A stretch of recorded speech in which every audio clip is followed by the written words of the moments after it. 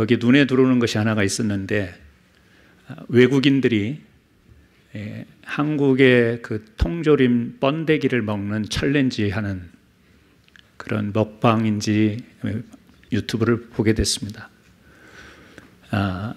지난 엊그저께 금요일, 오늘 아버지 날이기도 하고 그래서 갑자기 예배 끝나고 우리 성도님들과 비비빅 아이스크림을 먹어야 되겠다 생각이 들어서 사러 갔습니다. 갔다가 보니까 눈에 번데기 통조림이 보였어요. 근래에 먹어본 기억은 없지만 어렸을 때는 되게 그 추억의 음식 아니었어요? 고단백질, 신문지 이렇게 돌돌 마른 거에 이렇게 10원 주면 한 스쿱 떠주고 두 스쿱 떠주고 해서 맛있게 먹었던 기억이 있고, 제가 살던 지역에 호남잠사라고 하는 그 공장이 있었어요. 실 만드는. 근데 제 기억으로 몇 학년 때인지는 모르지만 소풍을 그리 가서 길게 줄을 서서 이렇게 한 줌씩 받아 먹었던 기억이 있습니다. 옛날이니까. 근데 근래에는 먹어본 기억이 없어요. 그래서 통조림을 이번에 샀습니다. 사가지고 집에 가서 이거 먹자 그랬더니 가족들의 눈빛이 예사롭지가 않아요. 뭐라고 말은 안 하는데 왜 그걸 먹냐라는 듯한 그런 눈빛을 줘서, 먹으면 먹는 거잖아요. 요즘에는 잘 안 먹기는 하지만, 그래서 모처럼 먹으려다가 오늘까지 캔을 못 뜯고 있습니다. 지금 오늘 저녁에는 뜯어 먹을 겁니다. 왜냐하면 아버지 날이니까. 오늘 저녁은 제 마음대로 먹을 겁니다. 아버지들이 오늘 저녁에는 드시고 싶은 거 드세요. 아버지들은 가정을 위해서 희생한다고 하지만 사실 이야기 보편적으로 해보면 어머니들과 비교하면 현저하게 이 아버지들의 그 수고와 또 가정을 위한 그 헌신은 아무래도 좀 떨어지는 것 같습니다. 가정에서도 또 가족들 간에도 부부 간에도 그러는 것 같습니다. 그럼에도 불구하고 하나님께서 가정의 가장으로 세워주시고 또 가정을 위해서 또 책임을 다한다 못한다 뭐 이런 평가가 있을 수 있지만, 그래도 아버지의 사명, 남편의 사명 또 이렇게 감당하시느라 굉장히 수고가 많고, 그럼에도 격려를 못 받고 핀잔받고 그러는 것이 일상일 텐데, 여기서 이런 말로 위로가 되겠습니까마는 오늘 예배 시간을 비롯해서 우리 아버지 또 우리 할아버지들께 위로와 격려와 하나님의 은혜, 축복이 있기를 주의 이름으로 부탁을 드립니다. 우리 같이 한번 인사하시죠. 옆에 아버지들이 안 계시고 할아버지들이 안 계실 수 있지만 참 수고 많으셨습니다. 그렇게 한번 인사하시죠. 참 수고 많으셨습니다. 네.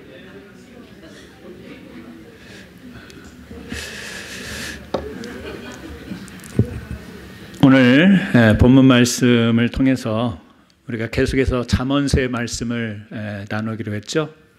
오늘 주보에는 성경 구절만 나와 있는데, 지난 시간에 이어서 이 잠언서의 목적이 무엇인가 주보를 참조하시고 보시면 좋겠는데, 잠언서 1장 2절에서 4절 말씀을 우리가 오늘은 읽지 않았습니다.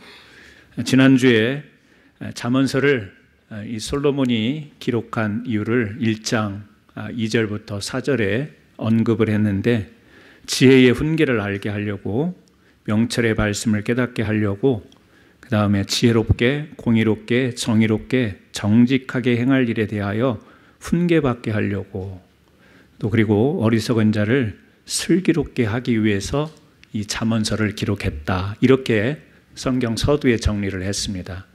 오늘은 그 중에서 정직에 대한 말씀을 좀 나누려고 해요. 잠언서의 말씀이지만 비슷하면서도 우리의 그 정직의 의미를 더 깊게 생각할 수 있는 성경이 생각이 났습니다. 그것이 바로 이사야, 오늘 우리가 읽었던 부분입니다. 이사야 33장 14절부터 15절인데요. 이 당시에 가장 최강대국이 아수르였습니다. 감히 주위에서 이 아수르에 대해서 대적할 만한 그런 나라가 없었어요. 초강대국이었던 거예요. 그런데 이 나라가 무너집니다. 그 무너지는 것을 보고 유대인들이 하는 말이 어떻게 저런 나라가 무너질 수가 있나? 어떻게 저런 나라가 망할 수 있지? 뭐 지금으로 비유하자면 미국이 망했다고 생각해 보세요. 이게 상상이나 할 수 있는 일이겠어요? 그런데 그 당시에 오늘날로 말하면 미국처럼 초강대국이었던 아수르가 무너진 거예요. 이걸 보고 자국민도 그랬고 이스라엘 백성들도 도대체 어떻게 저럴 수가 있지라고 하는 질문을 하는 겁니다. 거기에 대해서 이사야가 대답을 하는 거예요. 그게 이제 14절인데 시온의 죄인이 두려워하며 경건하지 아니한 자들이 떨며 이르기를 우리 중에 누가 삼키는 불과 함께 거하겠으며 우리 중에 누가 영영이 타는 것과 함께 거하리오 하도다. 제가 이것을 좀 쉽게 설명을 드렸잖아요. 지금 이스라엘 백성들이 어떻게 아수르가 망할 수 있냐? 지금 그 말이에요. 그랬더니 이사야가 대답하는 말이 뭐냐면 저렇게 망한 이유는 하나님 앞에서 경건하지 않았기 때문이고 정직하지 않았기 때문이다. 압축하면 딱 두 가지를 이야기합니다.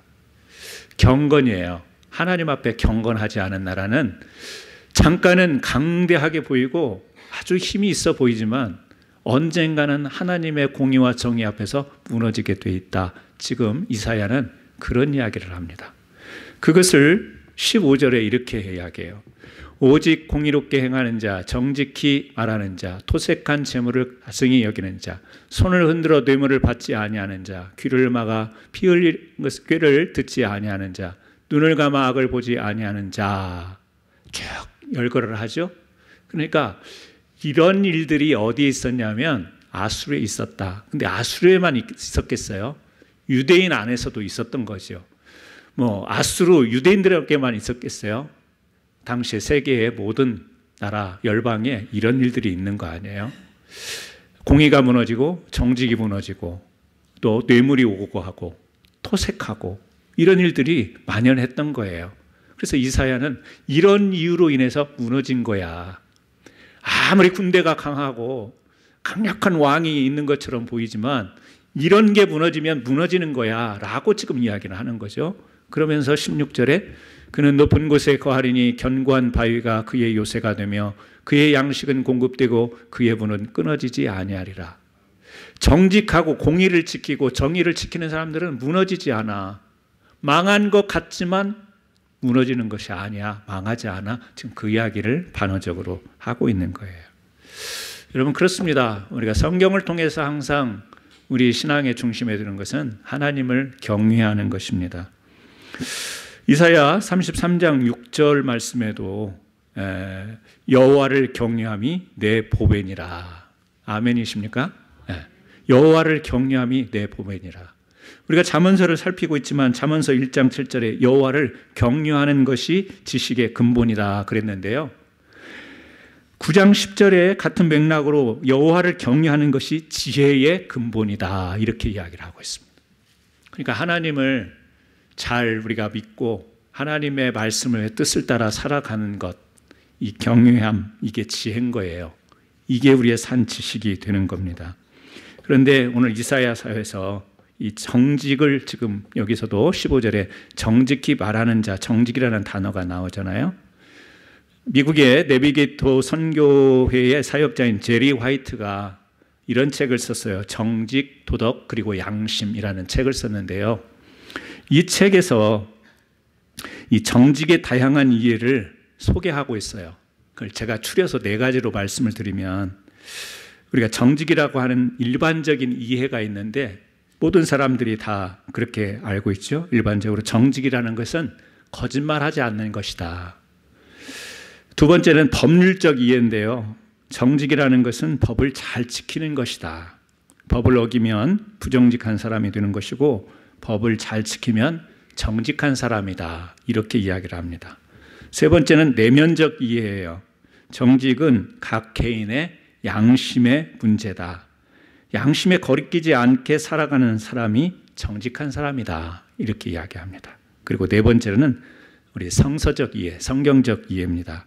하나님 앞에서 바르게 생각하고 바르게 살아가는 것이 정직이다.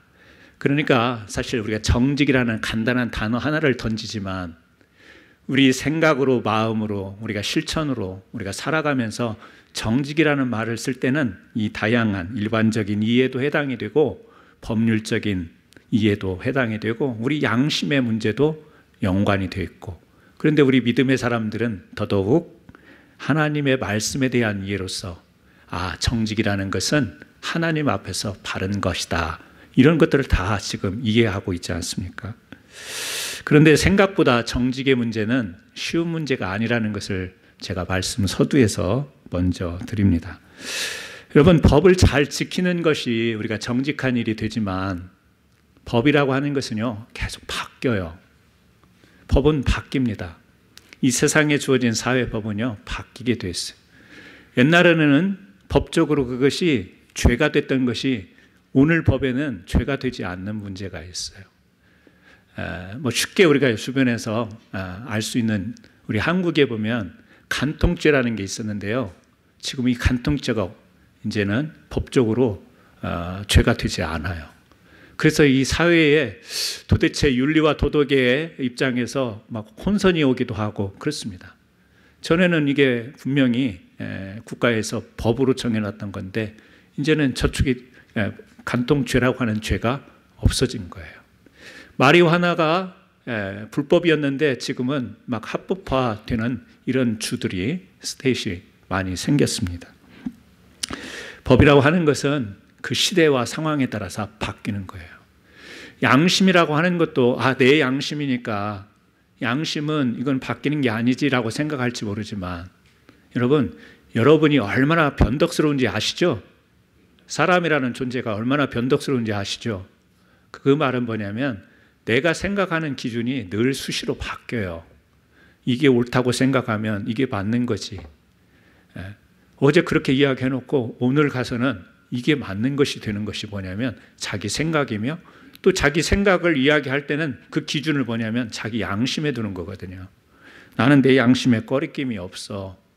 내가 양심적으로 이렇게, 그런 말을 하면서 우리는 언제든지 바뀔 수가 있습니다. 그래서 양심도, 이 세상에 주어진 법이라는 것도 시대, 상황, 여건에 따라서 바뀌어요. 하지만 하나님의 말씀은 여러분 우리가 너무 잘 알지 않습니까? 바뀌지가 않습니다. 그래서 이 세상의 법을 잘 지키고 양심에 따라 살아가는 것, 이게 불필요하다라는 이야기가 아니라 너무 소중한 거예요. 그러나 우리 믿음의 사람들이 정말 중심에 둬야 될 것은 하나님의 말씀에 의한 정직, 하나님이 이것이 바른 것이다, 이것이 그른 것이다 라고 할 때 거기에 동의를 하고 거기에 순종하려고 하는 이 삶의 자세, 이것이 우리에게 얼마나 정직한 부분에 있어서 중요한지를 우리가 생각해 볼 수 있게 만드는 것입니다. 오늘 말씀을 보게 되면요, 15절 말씀을 한번 보시면 15절 말씀을 세 가지로 분류를 해볼 수 있습니다. 첫 번째는 말을 정직해야 된다. 정직히 말하는 자라는 이야기를 해요. 여러분, 이제 정직한 말 그러면 떠오르는 게 거짓말 아니겠어요? 이 세상에 거짓말을 한 번도 안 한 사람이 존재할까요? 모르겠습니다. 있을 수도 있고 확인할 길은 없으니까.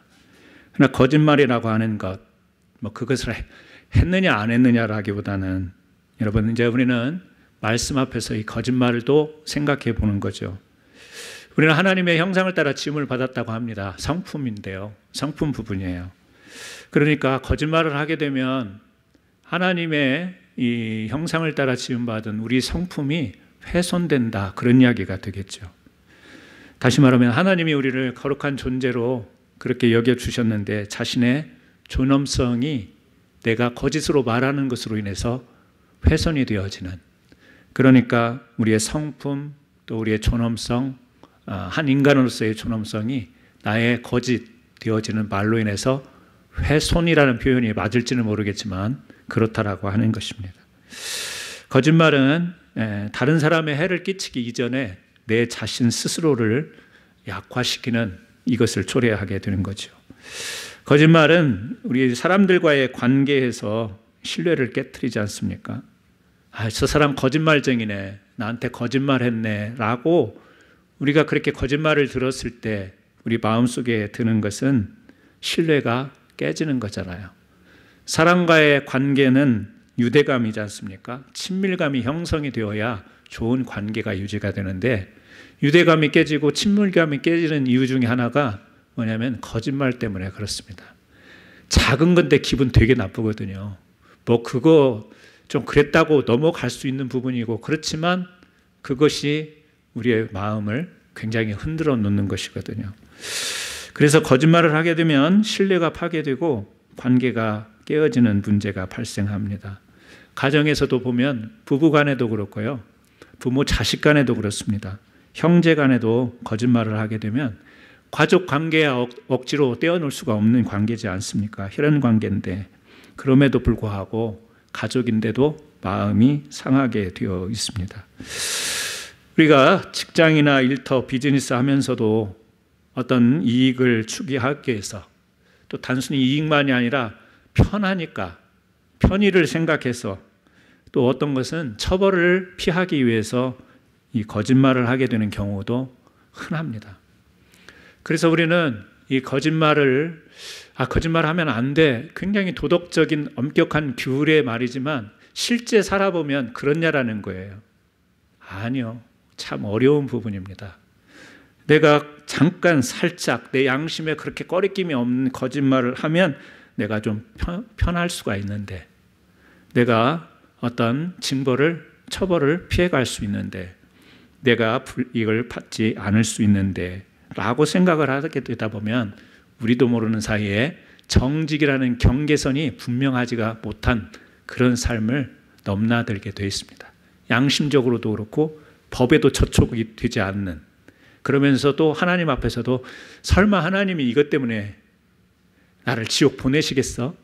설마 하나님이, 자비로우신 하나님께서 뭐 내가 조금 이런 거 가지고 나를, 우리는 그렇게 너그러운 마음의 여유가 우리 안에 있다고 생각이 되어집니다. 물론 그렇지 않은 분들도 계시겠지만. 그래서 사실은 거짓말이라고 하는 것은 자기 자신과의 관계에 있어서의 훼손, 그리고 또 사람들과의 유대감과 친밀감에 있어서의 훼손, 이것을 초래하게 되는 것이죠. 또 여기 두 번째 보게 되면 토색한 재물과 가증히 여기는 자, 이렇게 토색한 재물을 가증히 여기는 자, 손을 흔들어 뇌물을 받지 아니하는 자. 토색과 뇌물이라는 단어가 나오는데, 토색이라는 말은 잘 우리가 안 쓰는 말 같아요. 권력을 이용해서 남에게 억압을 가해서 남의 것을 착취하는 것을 토색이라 하고, 뇌물은 뭐 잘 알지 않습니까? 권력을 이용해서 다른 사람의 어떤 청탁을 들어주는 대가로 받는 것, 이게 뇌물이지 않습니까? 다시 말하면 부정직한 방법으로 재물을 취하는 거예요.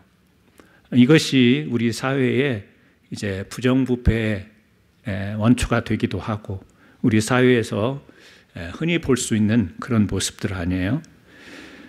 한국 제가 미국에 와서 살지만 늘 보는 것이 한국이니까 여러분이 양해해 주시고, 이런 데이터나 통계나 비율을 말씀드려도 여러분들이 양해를 해 주시기를 바라는데요. 한국 형사법무정책연구원이라는 사이트가 있더라고요. kic.re.kr 이렇게 돼 있는데, 여기에서 이제 우리나라의 각종 부패 원인을 규명하는 그런 연구를 하는 곳이에요. 이곳의 목표가 뭐냐면, 이 단체 정책연구원의 목표가 뭐냐면 공정, 정의, 안심사회 실현을 위한 형사정책 중점 연구, 이게 이제 이 사이트에 가보면 딱 뜹니다. 근데 여기에서 우리 사회가 왜 그렇게 부정부패가 많냐, 이제 한국 사회를 이야기하는 거예요. 그 원인을 몇 가지 이렇게 적어놨는데, 제가 그 중에 한두 가지를 좀 이렇게 좀 적어봤습니다. 첫 번째로는 규제가 너무 많대요. 우리 한국 사회의 규제가. 공장 하나를 지으려고 할 때, 이제 공장 설립 승인을 받으려고 하면 첫 번째 땅 문제, 농지법부터 국토이용관리법에 이르기까지 15개 법에 24개 조항을 통과를 해야 된다는 겁니다. 그러니까 거기에 위축되면 공장 못 세우는 거예요. 15개 법과 24개 조항. 그 다음에 이제 건물, 그건 땅이고요. 그 다음에 이제 건물을 짓는데 4개 법에 15개 조항을 통과해야 된다. 이 많은 법조항을 거치는 동안 어찌 뇌물을 주고받지 않을 수 있으랴. 이게 이제 여기 정책연구원에서 그 원인, 이게 좀 이런 것들이 문제가 되는 것 같다. 이렇게 적어 놓은 거예요. 뭐 우리는 법을 잘 모르지만 공장을 세워본 경험은 없지만 참 까다롭겠다라는 생각을 하는데, 공장을 설립하려고 하는 사람은 얼마나 이 원대한 포부와 또 조급한 마음들이 있겠어요. 진행이 안 되면 얼마나 답답하겠어요. 그냥 조금 관례적으로 그렇게 한국 사회 속에서 흘러왔던, 관행되었던 일들을 통해서 좀 쉬운 방법, 쉽게 공장을 지을 수 있는 방법을 사람인데 안 찾겠어요? 찾게 되죠. 또 공장을 세울 때만 부정부패가 일어나는 것이 아닌데, 기업을 운영할 때도 뇌물을 주어야 할 연관된 기관이 너무 많다. 관할, 시군, 구청, 경찰서, 소방서, 세무서, 환경부, 노동부, 집권 여당, 각종 사회단체 등 여러 곳에서 손을 내밀기 때문에 그런 모든 곳에 돈을 주는 비율이 많다.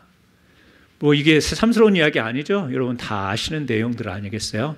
이런 일들이 있죠. 기업 쪽에서도 제도의 한계를 넘어서서 자기 이익을 얻으려고 한다. 그래서 법을 지키기보다는 뇌물을 주어서 쉽게 해결하라는 풍토가 있게 된다라는 것이다. 저는 사회생활을 해보지를 못했습니다. 어려서 학교 다녔고 또 신학교 다녔고 목회하고 있기 때문에. 그런데 잠깐 제가 한국에서 이제 신학 석사 박사 과정을 하는 동안에 학교에서 잠깐 기숙사 사감일을 하게 됐어요. 그때 이제 한 1200명에서 1600명 되는 학생들을 먹이고 재우는 일을 하게 되어서 있다 보니까 그런 일들이 하나씩 주어지게 돼서 나중에 이제 식당 학생들 밥 먹는 문제까지 다 담당하게 됐습니다. 학생들 담당하게 되면서 이제 밥을 1000여 명을 먹여야 되니까 이게 보통 일이 아닌 거예요. 그래서 그 물건을, 식자재를 납품받는 이제 그런 입장이었어요. 근데 한 달이 되면 이제 결제를 해줘야 되는데, 그 회사들마다 와가지고 이렇게 식품 회사들도 있고 공산품도 있고 야채를 대는 회사들도 있고 그러는데, 동일하게 와서 결제할 때 먼저 봉투를 먼저 따로, 자기네들이 돈 받으러 왔는데 먼저 봉투를 내밉니다. 저한테 쓱 내밉니다. 근데 제가 교육받기로는 절대 그런 거 받으면 큰일 난다고 알아가지고, 그때 또 전도사 아니에요. 정말 순진한 전도사 아니에요.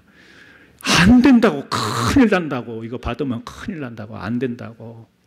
그런데 그 결제 받으러 온 사장님이나 관계자들이 저를 바라볼 때 참 세상 물정 모르는 사람, 뭐 이런 눈빛으로 저를 쳐다보는 거죠.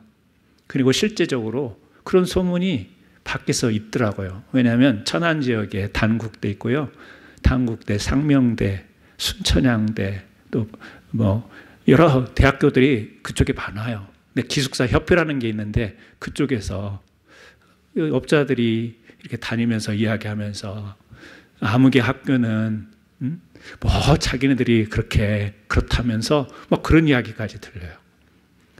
아마 제 위에 있던 이제 관장님은 저를 아마 테스트했는지는 모르겠지만 절대 받으면 안 된다고 했다가, 사람들이 가져오니까 거절은 하기는 했지만 계속 그러니까 이게 어때야 될지 몰라서 보고를 했더니 하시는 말씀이, 처음에는 절대 받으면 안 된다고 했던 관장님이 그냥 그거 받아서 농어촌 지역 어려운 학생들 도와주면 되지, 이렇게 말씀하시는 거예요.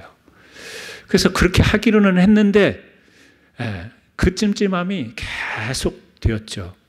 근데 시간이 흘러가면서 저도 모르게 결제 때가 되면 당연히 자연스럽게 받아서, 물론 어려운 학생들을 이렇게 뒤에서 도와주기는 했지만 그런 것이 관행이 되어버린, 그래서 거절하면 오히려 이상한 사람이, 정상적인 사람이 되지 못하는 뭐 이런 그런 것들을 경험해 본 적이 있어요.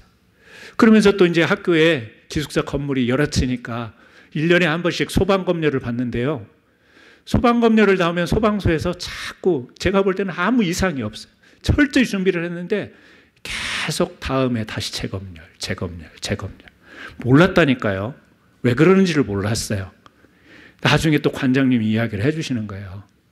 다음에 오면 식사 한번 하시라고, 이렇게 고생들 많으신데 그렇게 한번 식사비를 드리라고 그러더라고요. 드리자마자 바로 통과되는 거 있죠. 몰랐다니까요. 순진해가지고 세상을 모르니까, 세상 물정을 몰랐으니까. 근데 그런 게 뭔 줄을 알았어요. 근데 그런 일들만이 아니라 주변에 보니까 계속해서 그 뒤로 보니까 살아가면서 그런 일들이 너무 많잖아요. 여러분, 우리는 그것이 부정한 일이다, 부정직한 일이다, 정직하지 않다라고 딱 잘라서 이야기하기에는 너무 어려운 현실의 삶을 살고 있어요. 물론 교회에서 강단에서는 하나님의 말씀이 이렇습니다. 정직하게 사세요. 거짓말하지 마세요. 얼마나 멋있어요. 그럼 성도님들은 아멘 하겠지만 그게 그렇게 살으세요. 아멘으로 해결되는 문제가 아니라는 거예요, 여러분요. 우리 신앙은 그런 게 아니에요. 부단히 거짓말 속에서 몸부림쳐야 되는 거예요. 뇌물이 오고 가고 편의를 위해서 또 이익을 보기 위해서 우리는 생각하면서 어떻게 하는 것이 살짝 이렇게 넘어가는 것이 뭐 이런 속에서 우리는 머리를 굴려가면서 사는 것이 우리 실제적인 신앙의 현장이에요. 그래서 필요한 게 뭐예요? 지혜가 필요하다는 거예요. 아, 거짓말 하지 마라. 이걸로 끝나면 너무 클리어해서 좋아요. 아멘 하고 그러면 뭐 내가 거짓말 했네 안 했네로 딱 규정하지만 그렇지 않습니다.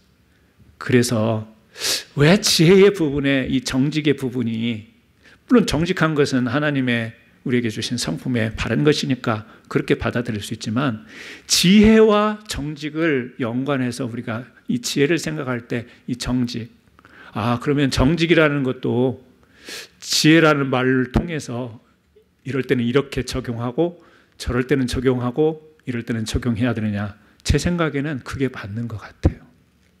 아니 그러면 기준이 없는데, 아니 기준은 하나님의 말씀이죠. 그 하나님의 말씀이 우리의 양심으로 연결이 되면 우리가 알죠.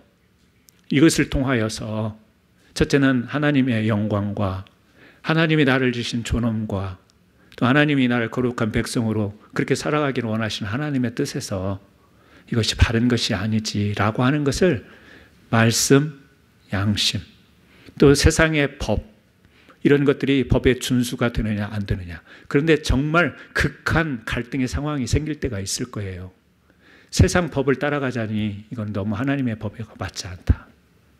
그럴 때 여러분, 하나님은 세상 법을 준수하면서 살아가라고 했는데 세상 법을 어기면서 하나님의 말씀을 따를 거냐? 하나님의 말씀을 따르면서 세상 법을 어길 거냐? 세상 법을 따르면서 하나님의 말씀을 타협할 거냐는 오늘 미국 사회를 살아가면서 안 부딪힌 사람이 없어요. 지금 공립학교에서 벌어지는 일들, 우리 자녀들에게 교육시켜지는 일들, 학교 안 보낼 거예요? 거기에서 가르치는 것이 하나님의 말씀에서 위배된다고 해서 학교 보내면 안 되겠다, 안 보낼 거예요? 이거 어떡할 거예요? 여러분, 목회자이지만 목회자의 미국의 법이 동성애자가 와서 줄에 서주세요 하면 줄에 서줘야 돼요? 안 서줘야 돼요? 서줘야 돼요? 네, 법을 잘 지키시는 분이네. 제 신앙의 양심상 할 수가 없어요. 근데 법은요, 해야 돼요. 안 하면 걸려요. 그래서 이게 참 고민인 거예요. 여러분, 여기서 제가 그걸 답을 드리려고 하는 게 아니라 우리 삶 앞에는 거짓말 하지 마, 정직하게 살아 라고 이렇게 딱 주어져서 그렇게 쉽게 우리가 나는 이쪽에 서서 살아야지가 아니라 늘 선택하고 고민하고 갈등하고 어떻게 해야 되지, 이게 섞여 있는 거예요. 세상의 법, 양심, 하나님의 말씀. 그러나 우리가 딱 답을 못 내리더라도 여러분의 삶의 질서를 하나님의 말씀에 우선을 두시기를 주의 이름으로 축원합니다. 하나님의 말씀. 하나님이 이거는 기뻐하시지 않는, 하나님의 원칙은, 하나님이 말씀에서 준 원리는 이게 아닌데, 양심의 문제에 있어서도 하나님의 말씀에 기울이시고, 정말 세상의 법과 부딪히는 문제는 정말 기도하고 또 상의하고 목회자와도 상담도 하고 이러면서 그런 부분들을 우리가 풀어나가는 것이 지혜인 것입니다. 극단적으로 가는 것은 지혜는 아니에요. 믿음의 결단, 우리가 좋은 용어이긴 하나 그 극단이라고 하는 것이 어떻게 보면 지혜 없음이 될 수 있습니다. 비둘기같이 순결을 이야기하지만 뱀과 같은 지혜를 이야기를 하고 있어요. 이게 의미하는 바가 굉장히 큰 거예요. 뱀은 징그럽잖아요. 성경에 사단을 의미하잖아요. 우리에게 유혹을 주는 거잖아요. 그런데 뱀과 같은 지혜라고 하는데 우리 믿는 사람들은 좀 너무 순진한 데가 있어요.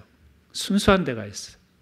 내가 아멘 했는데 어떻게 내가 그것을 나는 그러면 죄인이다 막 이렇게 흘러가 버리는 것이 있어요. 타협하라는 이야기도 아닙니다. 적당히 하자라는 이야기도 아닙니다. 원칙은 다니엘과 세 친구가 보여줬던 하나님의 말씀에 대한 원칙. 성경에 얘들이 나와 있잖아요. 타협하지 않았어요. 그럼 우리가 똑같은 그런 상황이면 똑같이 해야 되냐? 그렇지는 않은 거죠. 그때 하나님이 성령을 통하여서 상황과 여건과 우리에게 주시는 그 감동을 통해서 우리가 그런 것들을 분별해 나가고 그런 가운데서 이 정직의 정의의 공의의 의미를 붙들고 살아갈 수 있는 지혜로운 참된 성도, 그 성도들이 우리 캔사스 한인 장로교회의 성도들이 되었으면 좋겠습니다. 정직한 사회, 건전한 사회는 그 구성원 한 사람 한 사람이 이루어가는 거예요. 우리는 교회 안에서는 성도이지만 세상에 나가면 사회의 일원입니다. 우리가 사회에 나가서 지극히 작은 이 세상의 수많은 인구 중에 한 사람으로 살아가는 무슨 영향력이 있을까? 나 혼자 정직해서, 나 혼자 바르게 살아서 라고 생각할 수 있는 어떤 무기력함을 느낄 수도 있습니다. 그런데 그런 한 사람 한 사람들이 모여서 그 사회를 만들어가는 거예요. 아까 말씀드린 그 기관에서 이런 조사도 했지만 이 독일의 비정부 국제기구가 있는데요. 독일의 부패 비정부 국제기구인데 국제투명성 기구라고 하는 국제투명성 기구가 있는데 국가 청렴도와 국가 부패 인식 지수를 해마다 발표를 해요. 2023년 12월 달에도 발표를 했거든요. 나라마다 얼마나 청렴하냐, 부패한 정도가 어느 정도 되냐, 이거를 수치 점수를 매겨서 하는데, 여러분, 미국이 180개국 중에서 몇 위일 것 같아요? 미국의 그 청렴도가. 미국이 24번째랍니다. 한국은 얼마가 될 것 같아요? 한국은 32위랍니다. 180개국으로 따지면 상위권인데요. 여러분 아시는 OECD, 이제 조금 돈도 있고 잘 살만한 그런 나라들, 그 여러 개의 나라들 중에서는 그 38개국 중에서 우리 대한민국이 22위랍니다. 경제협력개발기구 OECD 중에서는 38개국 중에서 22위니까 굉장히 낮은, 그러니까 청렴하지 못한, 좀 부패 정도가 좀 점수가 이렇게 낮은 이런 지위를 가지고 있대요. 뭐 이런 수치가 한 사람 한 사람을 다 지향해서 하는 이야기는 아니겠지만 그 사회 전반, 사회 속에서 거짓말이 만행이 되고 편의를 위해서, 이익을 위해서 뇌물을 하고 또 토색하는 것들이 만연화가 되다 보면 그 사회가 거친 사회가 되는 것이죠. 바른 사회가 되지 못하는 것이죠. 거짓말이 없다는 것, 정직하다는 것은 이 사회에서는 신용으로 통하지 않습니까? 미국의 정치학자 프랜시스 후쿠야마라고 하는 사람이 트러스트라고 하는 책, 제가 이 책을 샀다가 후회했잖아요. 두꺼운데 한 3-4장 읽다가 뭔 소리인지를 못 알아먹겠어요. 너무 어려워가지고 읽기를 포기했던 책인데요. 이 사람이 이제 쉬운 말 하나는 했어요. 무슨 말이냐면 신뢰, 신용이 경제 가치의 기본이다. 신뢰, 신용이 사회 자본이다. 무형 자본 중에서 가장 기본적인 것이 신뢰라고 하는 자본이다. 신뢰라고 하는 것이 얼마나 우리 사회에 중요한가. 개인에도 중요하지만 이 세상을 살아가는 이 사회, 또 우리를 지은 공동체의 신뢰라고 하는 것, 이것은 너무 소중한 거죠.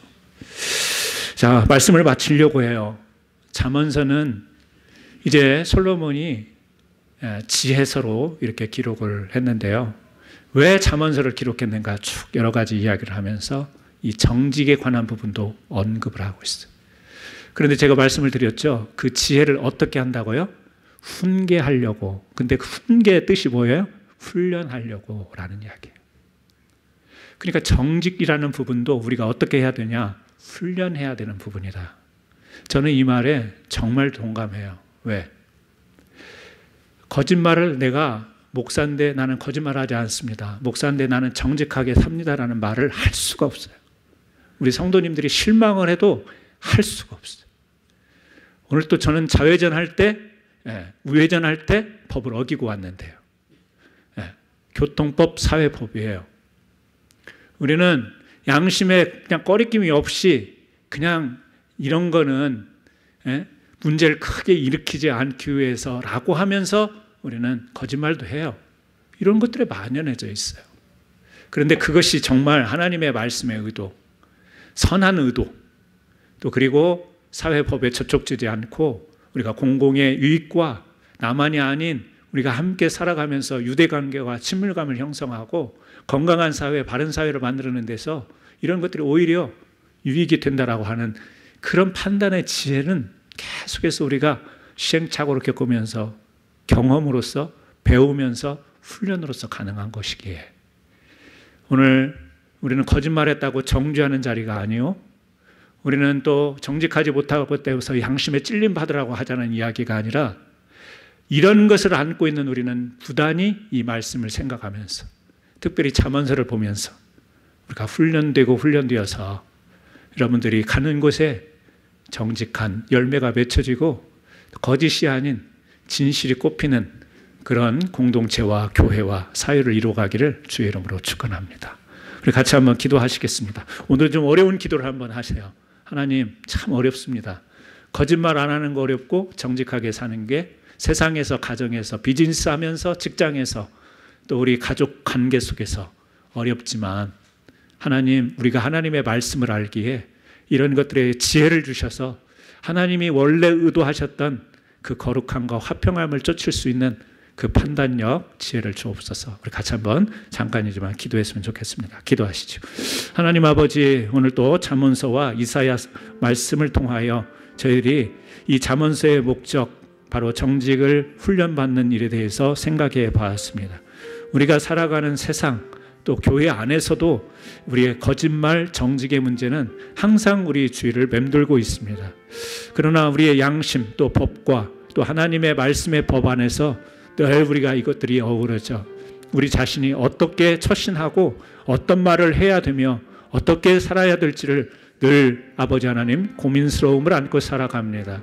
하나님, 우리에게 성령을 통하여 참된 지혜를 주셔서 그때마다 법에 저촉되지 않고 양심의 찔림이 없으며 더더욱 하나님의 말씀의 원리에 따라 살아갈 수 있는 참된 지혜를 저희들에게 허락하여 주셔서 우리가 가는 곳에 하나님의 생명이, 그리고 우리 가는 곳에 살리는, 우리가 가는 곳에 회복이 일어나는, 우리가 가는 곳에 기쁘고 즐겁고 행복한 일이 일어나는 아름다운 역사들이 펼쳐질 수 있도록 도와주옵소서. 예수님의 이름으로 기도합니다. 아멘.